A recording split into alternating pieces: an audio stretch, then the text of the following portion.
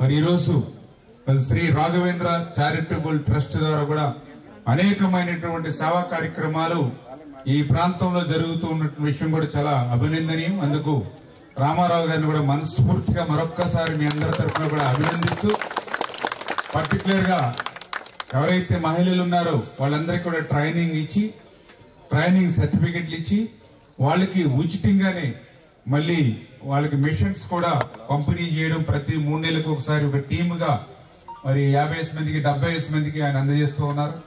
ఇట్లా చెప్పుకుంటూ వెళ్తే రామారావు గారు చేసేటువంటి సేవా కార్యక్రమాలు నిజంగా అందరికీ కూడా ఆదర్శనీయం, స్ఫూర్తిదాయకం.